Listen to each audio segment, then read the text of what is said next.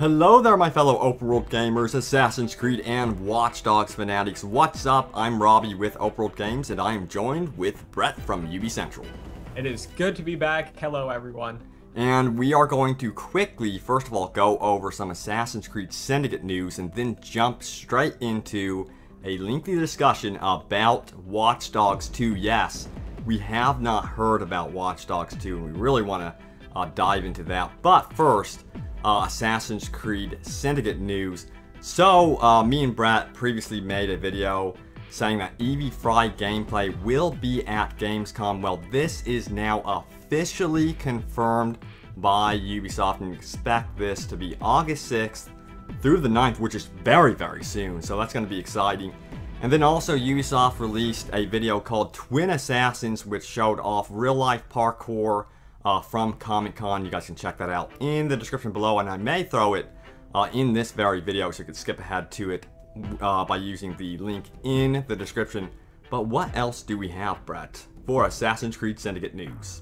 Well, there's a little more. First off, for Assassin's Creed Syndicate, they have this website where you can win rewards, actually. And on the website, you can win Edward's outfit in Assassin's Creed Syndicate. And you just sign up, and they'll send you a code on the Xbox or PC or PlayStation 4, any of those platforms. So you can get Edward's outfit. It's confirmed.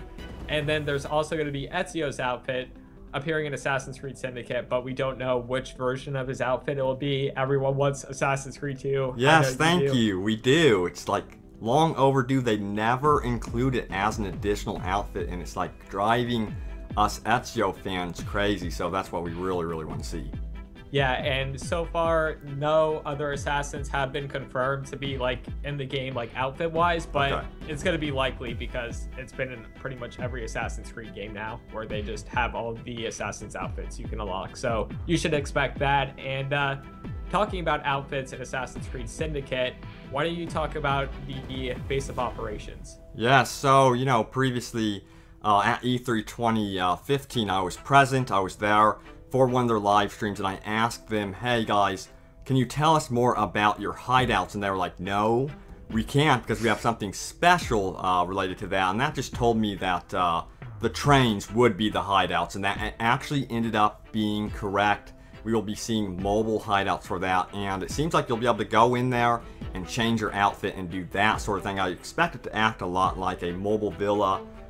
We saw the villa in AC Unity, so I think it's going to be similar to that, but it's going to be so cool to have something where you can actually hop in and go around the city as you go. But the biggest question that I have is when you're actually customizing your look and stuff, will it be like Unity? Do you think that the extensive gear system that we saw in Unity, you know, with the RPG layers, will end up in this game, Brett? I personally think it will, but not as present as Unity was. Right. There will be some options, but probably really less, because they haven't been advertising the game's customization, which leads me to believe that there isn't going to be as much as Unity. And like, there's no co-op or anything, but I still feel like there will be a little bit of customization, just not as much, because they did confirm that microtransactions will be in the game, and I think that's how they're going to tie in the customization for Assassin's Creed Syndicate. Okay. So what do you think? Yeah, that makes a lot of sense. And you know, another thing, you said it's not going to be as detailed. I agree with that for the reason that there's two different characters. So I think customization is going to be split in half, and they're going to have to really develop, you know, the development time to make outfits for two characters is going to be mind-blowing. So I think it's going to be more similar to the games like Assassin's Creed 2, where you get a whole outfit. So I'm very, very curious to see how this works, but that's what my thinking is. Yeah, and there's going to be twice as much animations for Evie as well. Holy cow.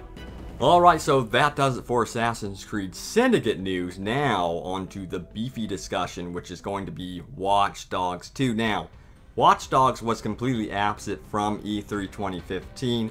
I was kind of surprised by that. In its place was Ghost Recon Wildlands and For Honor, which totally blew us away. We did not expect that at all.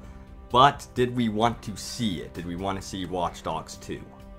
I personally wanted to see it, but I didn't want to see it at the same time. Okay. It's one of those games where, like, that was the first game that I've ever covered, and I was like really into, and I know you were too, because we both covered it. Yeah. So like, I really wanted to see gameplay. I know they wouldn't show off gameplay, but I just wanted to see like an announcement of it. But I still understand at the same time that Watch Dogs had a lot of mistakes, so I understand why they wanted to take this year off and probably show it off next year. Yeah, that makes total sense, and I really do hope they go for that strategy of rotating from Assassin's Creed to Watch Dogs. That would be so awesome to really give that buffer needed between those franchises instead of annualizing them. But, you know, the big question is, what do we want to see from Watch Dogs 2? Well, first of all, I think they need more variety in terms of missions. You know, one thing they showed at the beginning of Watch Dogs was how they were at the hotel. They were trying to, you know, do some sort of heist. I felt like that was so underutilized in the game. I really want to see this next Watch Dogs being focused on how a hacker would live his life, how he would sustain a living. And I think it would be cool to see him going into wealthy banks, people, you know, that he knew he should attack through, you know, economics, vaults, big penthouses, that sort of thing would make amazing missions. And then in turn, you know, if he's like a Robin Hood type vigilante, he could give that money over to the poor. I don't know. They seem like they want Watch Dogs to be that sort of game, so I think that would make a lot of sense. What would you like to see, Brett, from Watch Dogs 2? The main thing for me is probably character customization. Yes. In Watch Dogs, the original one, they talked about how it would be in like multiplayer and you could customize your character, but we never saw that. Yeah. And yeah, I was just kind of let down by that because I wanted to create my own character in multiplayer and have him separate from Aiden Pierce, if that makes sense. Yeah, so I just wanted a completely different character. And just talking about customization in general, we really couldn't change anything about Aiden. Only his outfits, but nothing else. Like that's so true. Yeah, you couldn't change his hair. You couldn't change anything. Like facial hair, nothing. That is so true. They really missed out on that. Yeah, and I really want to see something like Saints Row 4. Saints Row 4 has like pretty much perfected character customization, so it'd be kind of cool to see something like that, at least for multiplayer. Yeah, exactly. And you know, you have here mentioning garages and car customization. That's another thing they really need to tap into. I feel like, you know, their safe houses were just terrible in Watch Dogs. One game that had so many. They were useless. I know. Yeah, one game I always go back to in terms of safe houses is The Godfather, and I know a lot of people haven't played that maybe, but when you get a safe house in The Godfather, it's like you save up for a very lengthy time, and you know you're going after this big penthouse that's like on the 10th story, and I love that, and it was really missing from Watch Dogs. But, you know, what about this reputation system? What would you like to see from that? The reputation system in general just had a little bit of flaws, such as, like, you could steal money from the rich, but that wouldn't affect your reputation at all. And, like, weird. I just felt like if you're going to be a vigilante, that should affect your reputation at least. Like, that should make you worse. I know some people are going to say, well, no one sees you do it, but the fact is you see you do it and you're playing as the character. So I personally think that should affect your reputation. And just like missions in general, you could tackle it kind of in any way you want, but you can still like kill people in those missions and your reputation wouldn't go down because they're like quote unquote bad guys. But if you just beat them down and don't kill them, your reputation doesn't go up or go down either. So there's so much room for improvement on the reputation system, and I hope they really do improve that for Watch Dogs 2. Yeah, and like they should just have a morality system in there. That'd be so cool to see. So if you're more evil, you can associate better with gangs, and if you're a good guy, you can have the police on your side. Now that would be interesting if they sort of stepped away from the full-blown good guy vigilante character and really let you decide on what you wanted to do. But the big thing that I want to see gone from the game is where you have to climb up and, you know, unlock the CTOS tower. I mean, it's like in every single Ubisoft game, when you are exploring, you've got to climb something, then unlock it, then it shows the maps spiraling, and you're like, oh my god, I explored the whole area. No, I want this to be like where you organically explore the area, like Skyrim. You know, Skyrim has it where it starts out, and it's sort of like a fog of war, and as you go along, it's dynamically showing new NPCs, missions. Now that would be cool. And the one way they could do this is have the character brand new to the city. This is a new city for him. He has no idea what to do, and that would be the start of this type of exploration feature. That's what I want to see from Watch Dogs in terms of exploration. And just real quick before we move on to the next thing, I just want to say that we're not really hating on Watch Dogs at all. Like, I personally enjoyed it. Yeah, it was a decent game, but it had some problems, and they did have a limited budget. So I just want to mention that we're not hating on it. We're exactly, just, yeah. Let's get that disclaimer out there, because I still play Watch Dogs, and I feel like the online has so much freaking potential. It is a blast online when it works. Like, it has some of the best modes, in my opinion. I really want to see them tap into the online portion of it as well, where there's co-op and single player, PvP, and it's all seamlessly integrated into the city. But yeah, you are right. We aren't hating on Watch Dogs. I'm sorry. If it seems that way. But you started talking about a new character and everything. Where would you like to see Watch Dogs 2 go next? Oh boy. Well, it seems like they're going to stay within America. It seems like it's going to be the case, and I think that they should take it to London or something like that, or even Shanghai, because they are the most surveillance cities in the world, and it would be so cool to see that in a Watch Dogs type game. But we've heard rumors, of this Camden, New Jersey. Remember the tweet that went out? Yeah, Watch Dogs, the official Watch Dogs tweeted that.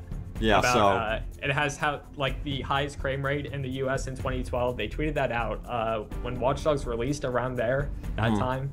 So yeah, it could end up going there. For me personally, I would like to see a modern day London, because that leaves room for so many Easter eggs referring to Assassin's Creed Syndicate. Yeah. Maybe they can tie in the modern day as well for that game, like they did with Black Flag, where the Abstergo Industries CEO went on vacation to Chicago, and then in Watch Dogs you actually ended up killing him, so that was kind of cool. Yeah. And fun fact, there are no exact figures of how many cameras are installed across London, but there are estimates that show that there are an estimated 1.85 million cameras, or one camera for every 14 people. Fun fact, I stole that from the website. So. Your brain power is amazing. Yes, or is it google.com? We will never know. That was my brain. I actually just went to London and researched all of that myself. Looked in everyone's pocket to see. Yeah, but also Ubisoft has teased that they may not continue Aiden Pierce's story. Would you like to see that or not? Aiden for me was kind of a boring character, and yeah, believe it or not, he was kind of shocking. Boring. So I don't know. They could do something with Jordy. You might touch upon that, but for me, I would just like a brand new character in a brand new location. But Jordy was a really good character. So do you want to talk a little about him? Yes, Jordy was an excellent character. I felt like he brought a lot of humor to the game. I feel like if they would have focused on Jordy and Aiden together, like in most of the game, it would have been a much, much better game in my opinion, because Aiden's this sort of serious attitude and Jordy just is so lighthearted, and that sort of really does work to Aiden's favor because it sort of adds that balance. But yeah, go full-blown Jordy in the next Watch Dogs game, or at least have a character similar to him, so that's something that I would definitely like to see.